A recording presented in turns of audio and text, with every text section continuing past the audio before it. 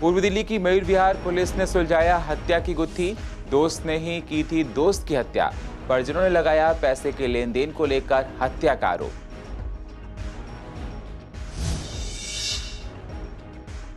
सत्रह मार्च को महिला से हुई लूट का पुलिस ने किया खुलासा। वायरल वीडियो के आधार पर 2 आरोपियों को किया गया गिरफ्तार। गिरफ्तार करने गई पुलिस टीम पर भी हमला। किसानों का अपनी मांगों को लेकर प्रदर्शन जारी। 23 मार्च को किसान मनाएंगे शहीद दिवस। बॉर्डरों पर किसानों की भीड़ जुटनी हुई शुरू।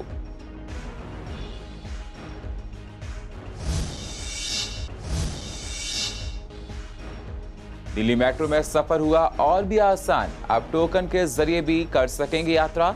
कोरोना काल के बाद से सिर्फ मेट्रो कार्ड से यात्रा थी संचालित।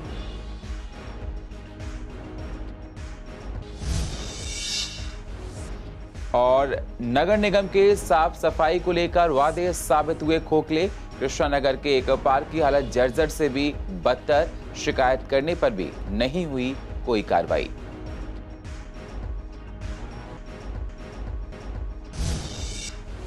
नमस्कार, स्वागत है आप सभी का पूर्वी दिल्ली खास में। मैं हूं आपके साथ सुनील चौहान। अब होते हैं रूबरू आज की महत्वपूर्ण खबरों के साथ।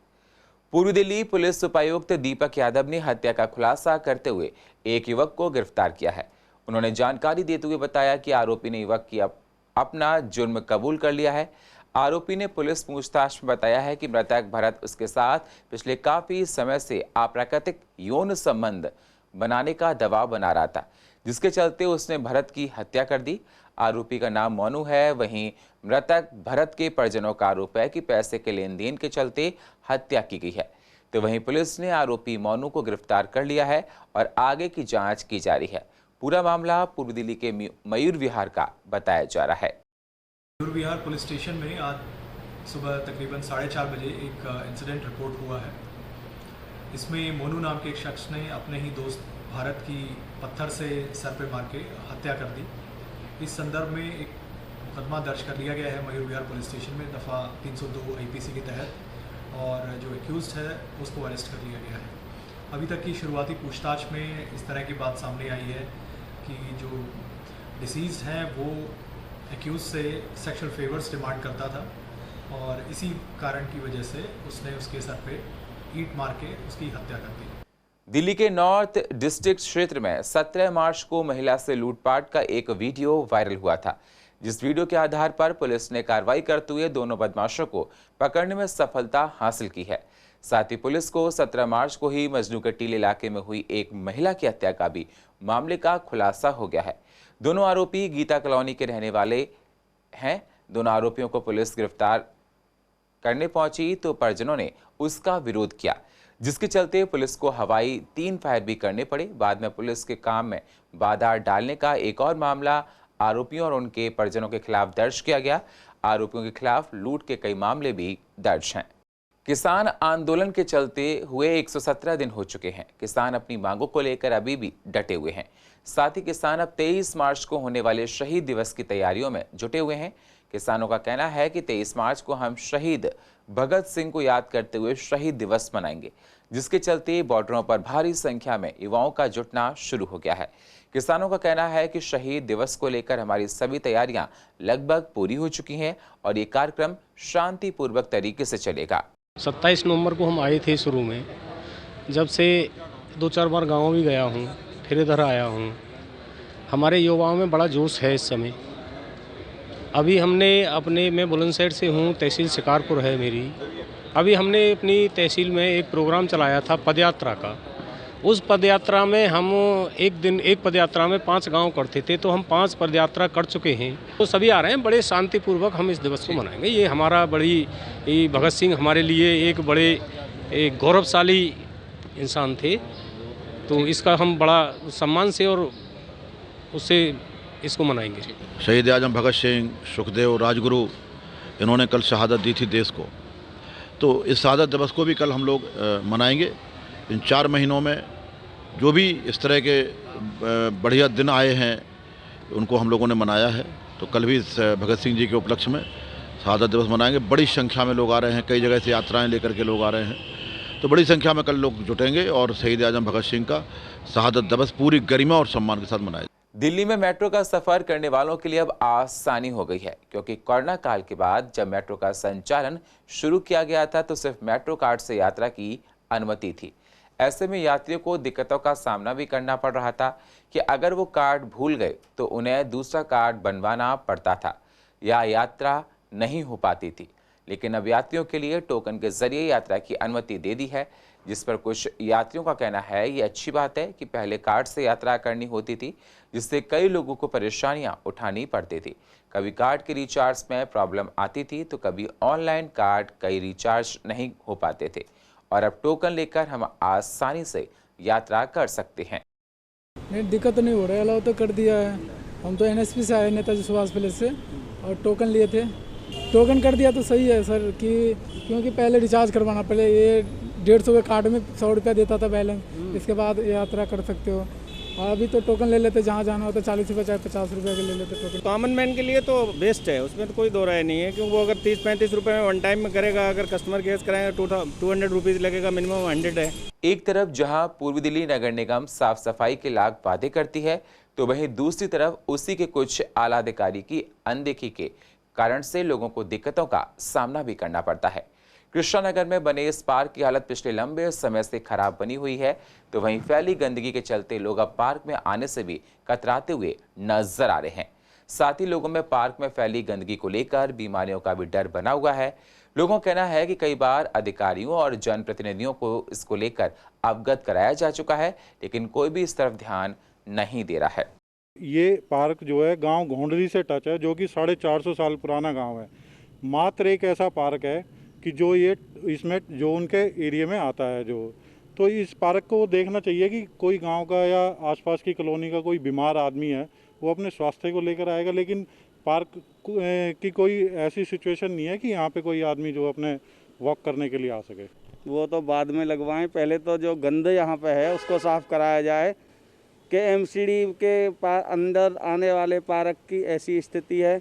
शर्म की बात है हम लोगों के लिए। पार्क जो है MCD के जो पार्क है, इतनी बुरी हालत है। आप इस पार्क को ही देख लीजिए, और भी बहुत सारे पार्क हैं, अगर वहाँ पे जाएंगे तो गंदगी का अंबार लगा हुआ है, लोग वहाँ पर पहुँचते नहीं हैं। गंदगी है जिससे ये बीमारियाँ फैल रही हैं आसपास के रहने का। ये B ब्लॉक का पार्क है, कृष्णा नगर B ब्लॉक में हम खड़े हैं, तो यहाँ जो गंदगी है, पहले हम ये चाहते हैं कि यहाँ की सफाई करवाई जाए। पूर्वी दिल्ली में प्रशासन सफाई को लेकर कोई भी कोताही करने की चूक नहीं कर रहा है, जिसको लेकर MCD कमिश्नर विकास आनंद बिना बताए ही क्षेत्र में सफाई का जायजा लेने के लिए निकल पड़े। उन्होंने अपनी कार निगम पार्षद सरोज के वार्ड के पास रुकवाई, तो एक टॉयलेट का जायजा लेने के बाद उसमें फैली गंदगी को देखकर कमिश्नर विकास आनंद हैरान रह गए। उन्होंने तुरंत कार्रवाई करते हुए 2 अफसरों को सस्पेंड कर दिया, जिसको लेकर CCN की संवाददाता वंदना कश्यप कैंत ने मेयर निर्मल जैन से खास बातचीत की, जिसमें उन्होंने कहा कि गंदगी को लेकर बिल्कुल ढील नहीं दी जाएगी, जो भी दोषी पाया जाएगा उसके खिलाफ तुरंत कार्रवाई की जाएगी। पूर्वी दिल्ली नगर निगम का स्वच्छता सर्वेक्षण जारी है, और ऐसे में आपको बता दें कि नए जो कमिश्नर हैं निगम के, उन्होंने औचक निरीक्षण किया तो पाया कि कई ऐसे सार्वजनिक शौचालय हैं जिनमें गंदगी मिली। ऐसे में गुस्से में आकर 2 अफसरों को सस्पेंड भी करने का मामला सामने आया है। फिलहाल आगे की जानकारी लेंगे पूर्वी दिल्ली नगर निगम के मेयर निर्मल जैन साहब मेरे साथ इस समय मौजूद हैं। नगर निगम के सर्वेक्षण में हम लोग काफ़ी निचले पायदान पे गए थे, और ये हम सब के लिए एक बहुत बड़ी चिंता का विषय है। अब जो नए कमिश्नर साहब आए हैं, हम लोग तो कर ही रहे थे पहले, नए कमिश्नर साहब ने भी 10 दिन आए हुए हैं, और उन्होंने लगातार जो औचक निरीक्षण का कार्यक्रम बनाया है, स्वच्छता के मामले में कोई हम इसमें टॉलरेंस, 0 टॉलरेंस। जिस तरह भ्रष्टाचार में हमारा 0 टॉलरेंस है, ऐसे ही हम सफाई के मामले में 0 टॉलरेंस। और हम सभी को, चाहे हमारे सब निगम पार्षद साथी हैं, हमारे चाहे अधिकारी हैं, सभी को मैं आगाह करता हूँ। जनता से भी मेरा करबद्ध निवेदन है कि वो हमारा इसमें हमारा साथ दें, हमारा सहयोग करें। तो जो भी रेस्पॉन्सिबल है ही शुड बी पनिश्ड, ये हमारी नीति है। पूरी पूर्वी दिल्ली नगर निगम का जो सफाई का रैंक है, स्वच्छता का रैंक है, इसको निश्चित रूप से इसको हम ऊपर लाएंगे। तो आपको बता रहे थे कि स्वच्छता सर्वेक्षण चल रहा है और एक्शन के मूड में आ गई है पूर्वी दिल्ली नगर निगम। जी हाँ, एक्शन लिया भी जा चुका है और आगे भी यही उम्मीद है। जिस तरह से यहाँ पर मेयर साहब ने बताया है कि एक्शन होगा, उन तमाम वार्डों में और उन तमाम लोगों पर होगा जो लापरवाही बरतते हुए नजर आते हैं।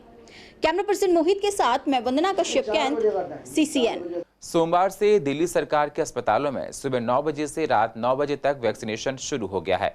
तो वहीं आपको बता दें, बिना रजिस्ट्रेशन वाले लोगों के लिए भी वैक्सीनेशन का समय बढ़ा दिया गया है। अब बिना रजिस्ट्रेशन वाले लोग दोपहर 3 बजे से रात 9 बजे तक कभी भी दिल्ली सरकार के अस्पताल में वैक्सीनेशन करा सकते हैं। पहले वह सिर्फ 5 बजे तक ही टीके लगवा सकते थे। ऐसे में कई लोग हैं जो खुद से रजिस्ट्रेशन नहीं करा पाते हैं। ऐसे लोगों के लिए वैक्सीनेशन करवाने का समय दिन में सिर्फ 2 घंटे ही होता था। उन्हें दोपहर 3 बजे से शाम 5 बजे के बीच ही जाना पड़ता था।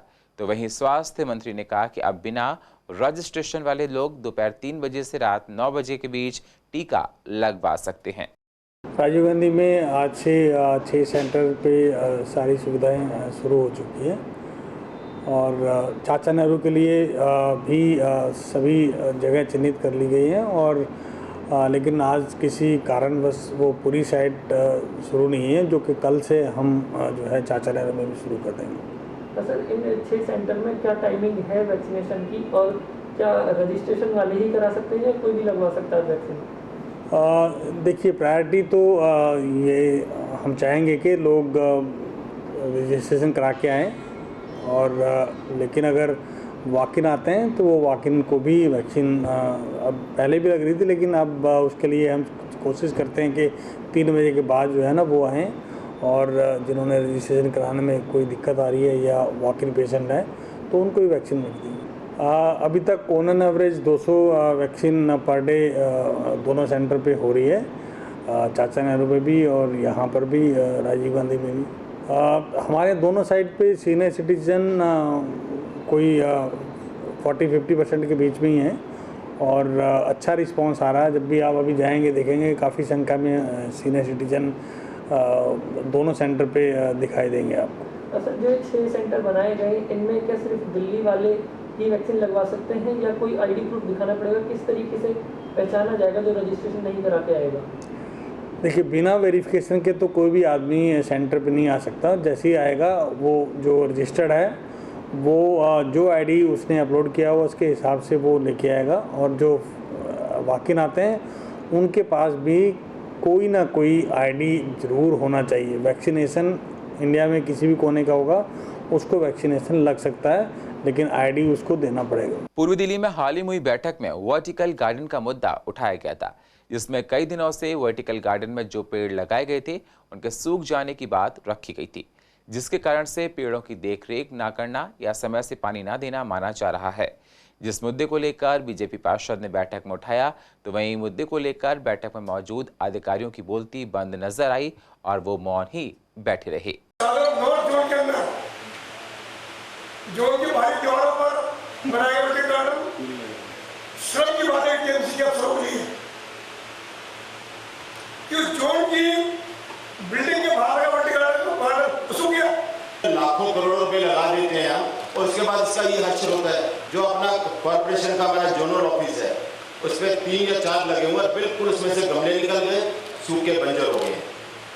मतलब बिल्कुल हमारी नाक के नीचे मेरा वार्ड है, लोग हमसे पूछते हैं कि ऐसा क्या विषय है। गार्डन हमारे यहाँ 2 जगह लगा हुआ है, एक रोड पे लगा हुआ है मेट्रो के पिलरों पर और एक स्कूल में लगा हुआ था। आज सारे वर्टिकल गार्डन सूख गए और ENC साहब बता रहे हैं कि मैं हॉर्टिकल्चर को हैंड ओवर दूंगा। ENC साहब से मैं पूछना चाहता हूँ कि आदमी ही नहीं है तो वर्टिकल गार्डन से पानी कौन डालेगा, मेंटेन रखेगा कौन? उसके लिए आदमी हॉर्टिकल्चर को दीजिएगा तब तो आदमी वो मेंटेन करेगा।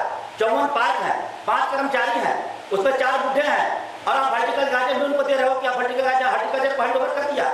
इस तरह से नहीं चलेगा। और पूर्व दिल्ली की अधिक जानकारी के लिए आप YouTube पर जाकर CCN को सब्सक्राइब करें और फ्रेश अपडेट लेते रहें। और फिलहाल पूर्वी दिल्ली खास में इतना ही। बाकी खबरों के लिए आप बने रहिए CCN के साथ। तब तक के लिए नमस्कार।